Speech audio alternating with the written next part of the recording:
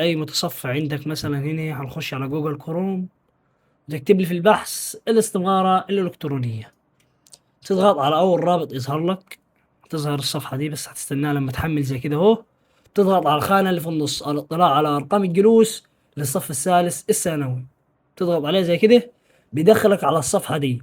أنت هسيبك من أي حساب قبل كده أنت عملته هنا، تضغط عليه استخدام حساب آخر.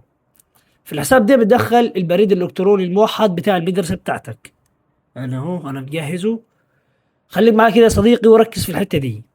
في الخانه اللي قبل الحرف اللي انا هعمل لك عليه بالعلامه الزرقاء دي بتكتب كود الطالب، قبليها باللغه الانجليزيه بتكتب كود الطالب، بتجيبه من مدرستك القديمه او مدرسه تحت الثانوي بيكون منزلاه على الصفحه. لو مش موجود هنا في ده كله بتجيبه من المدرسه نفسها. حلو الكلام. بتكتب بعديها اللي انا معلم لك عليه بالازرق ده، بتكتبه بعد كلمه بعد حرف الات. خلصنا من هنا، خلصنا بتدوس التالي.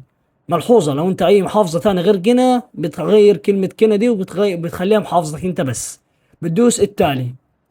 بعد التالي جينا في التركاية اللي بيوقع فيها كل الناس، يا يقول لك انا مش عارف كلمة السر ولا عارف اغيرها ولا عارف انها الصح. تعال اقول لك انت ليه بتغلط فيها.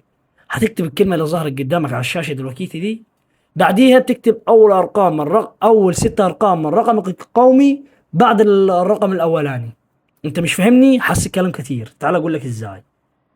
سمي الله زي كده واكتب اول حرف كابيتال، اس كابيتال، بعد كده انزل لهنا تي سمول، دي سمول، شباك. كتبت دورهم.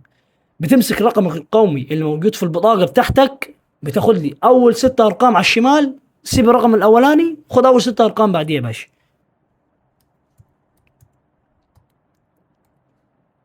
تضغط انتر. هتفضل الصفحة دي تحمل تحمل تحمل لحد ما يدخلك على صفحة زرقاء زي كده زي اللي شفتها في الأولاني. بيظهر لك اسمك في النص، هيظهر اسمك زي كده في النص. بتدوس الاطلاع على رقم الجلوس.